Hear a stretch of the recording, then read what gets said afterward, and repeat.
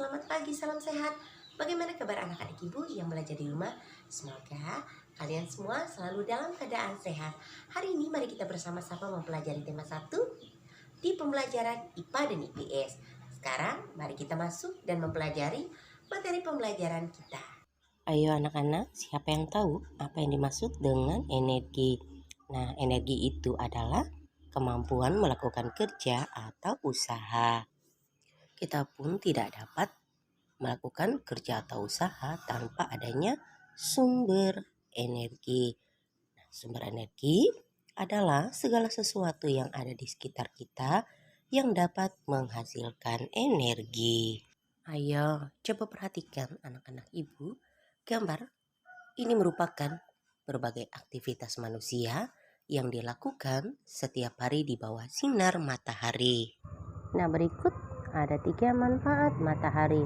Yang pertama, menghangatkan badan dan sebagai sumber vitamin D. Yang kedua, membantu proses fotosintesis pada tumbuhan dan untuk mengeringkan pakaian atau benda basah lainnya.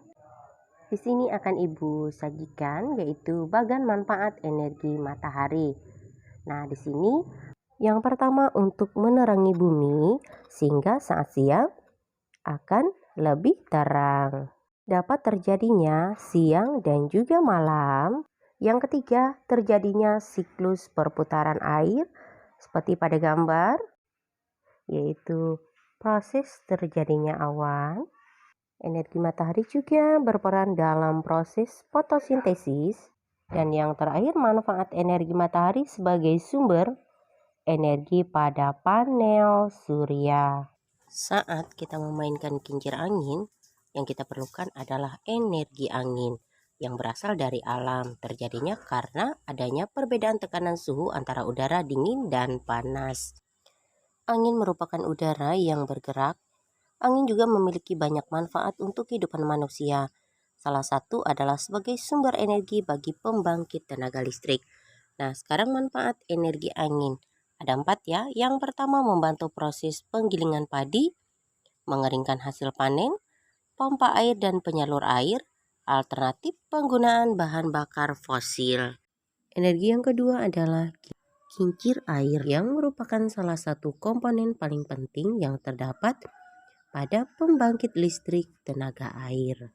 Kincir air akan berputar pada sumbunya karena adanya dorongan aliran air yang cukup deras. Kincir air dihubungkan dengan generator pembangkit listrik sehingga generator bergerak dan menghasilkan energi listrik. Manfaat lain dari kincir air untuk kepentingan irigasi, objek wisata, dan menggiling hasil pertanian seperti jagung, tebu, gandum, dan lain-lain. Nah, berikut sumber daya alam, yaitu segala sesuatu yang berasal dari alam, baik itu benda hidup dan juga benda mati, yang dapat dimanfaatkan untuk kebutuhan hidup manusia. Nah, berikut ada 2 jenis sumber daya alam. Yang pertama, sumber daya alam yang dapat diperbaharui dan sumber daya alam yang tidak dapat diperbaharui. Sebagai contoh, sumber daya alam yang dapat diperbaharui adalah tumbuhan, hewan, dan juga air. Dan contoh sumber daya alam yang tidak dapat diperbarui adalah yaitu adanya aspal, emas, batu bara, perak, dan juga timah. Nah, jagung juga adalah salah satu sumber daya alam yang berasal dari bidang pertanian ya. Indonesia juga kaya dengan sumber daya alam laut, salah satunya adalah ikan. Tahukah kamu sumber energi yang digunakan untuk mengeringkan ikan? Ya, benar, sumber energi yang digunakan untuk mengeringkan ikan adalah energi terbesar yaitu matahari. Energi matahari merupakan sumber energi terbesar bagi bumi. Energi matahari dapat berupa energi panas dan energi cahaya, yang keduanya dapat langsung kita manfaatkan. Energi cahaya matahari membuat bumi menjadi terang di siang hari sehingga kita tidak perlu menyalakan lampu. Energi matahari ini juga sangat membantu proses fotosintesis pada tumbuhan. Energi cahaya matahari juga bisa dimanfaatkan oleh manusia sebagai energi alternatif untuk mobil dan pemanas air di rumah dengan memanfaatkan sel surya. Indonesia merupakan salah satu negara kepulauan terbesar di dunia. Sebagian besar wilayah Indonesia adalah kawasan kepulauan dengan sumber daya yang sangat tinggi nilai ekonominya. Salah satu contohnya adalah Banyuwangi. Panjang garis pantai kabupaten yang berada pada ujung timur Pulau Jawa ini sekitar 175 km. Dengan potensi besarnya, Banyuwangi konsisten menjadi penghasil ikan laut terbesar setelah Bagan Si Api-api.